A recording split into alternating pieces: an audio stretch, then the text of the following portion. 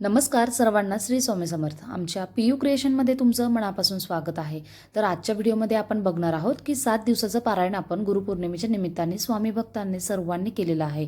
पण या पारायणाची सांगता कधी करायची आहे, सांगतेच्या दिवशी नैवेद्य किती करायचे, आरती कुठली म्हणायची आणि आरतीचा टाईम कुठला आहे, तर ही सविस्तर माहिती आपल्याला बघायची असेल तर हा व्हिडिओ शेवटपर्यंत नक्की बघा. तर सर्वात आधी आपण बघणार आहोत की 22 तारखेला हे पारायण सुरू झालेलं आहे आणि याची सांगता ही 29 तारखेला येणार आहे. म्हणजे गुरुपौर्णिमेच्या दिवशी आपल्याला नैवेद्य 10:30च्या आरतीला तयार ठेवायचं आहे आणि 10:30ला नैवेद्य आरती करून घ्यायची आहे. आणि शक्य नसल्यास आपण 12ला आरती आणि नैवेद्य दाखवला तरीही चालेल.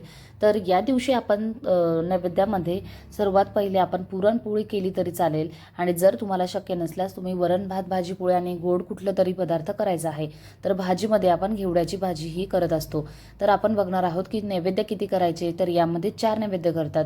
एक स्वामी महाराजांना, दत्त महाराजांना, गुरुचरित्र सारा आपण जी पोथी वाचतोय तिच्यासाठी आणि आपल्या कुलदेवतेसाठी असे 4 नैवेद्य आपण करत असतो. तर हे नैवेद्य ठेवताना आपण काही म्हणजे मंत्र म्हणत असतो. तर हे 4 नैवेद्य ठेवण्याच्या आधी आपण मंडल काढायचं आहे. त्या मंडल फुलाने आणि आपल्या जलने करायचं आहे. आणि तिथे नंतर नैवेद्याचं ताट ठेवून आपण 3 वेळेस आपण हातात फूल घ्यायचं आहे आणि 3 वेळेस म्हणायचं आहे, ओम तत्सवितुर्वरेण्यं भर्गो देवस्य धीमहि धियो यो नः प्रचोदयात्.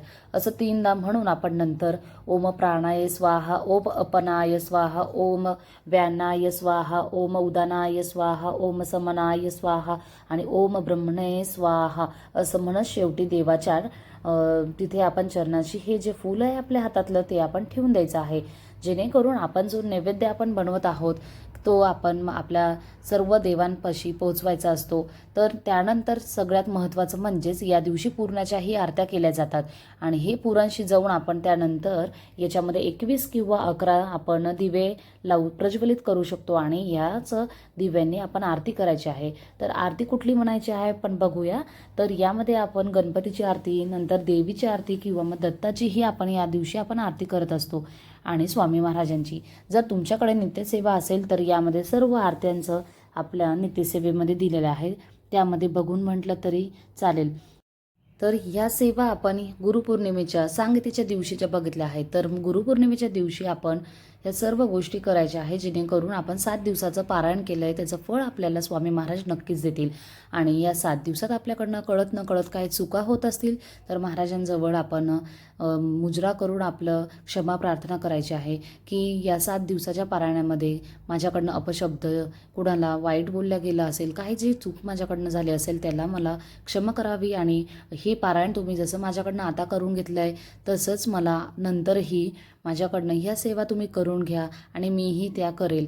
तर असं म्हणत आपण हे पारायण पूर्ण करायचं आहे. आणि अशा प्रकारे आपण 7 दिवसाची सांगता ही करत असतो. तर तुम्हीही तुमच्या पारायणाची सांगता कशी करतात किंवा हा व्हिडिओ तुम्हाला कसा वाटला कमेंटमध्ये नक्की कळवा. तर भेटूया नेक्स्ट व्हिडिओमध्ये. तोपर्यंत सर्वांना श्री स्वामी समर्थ.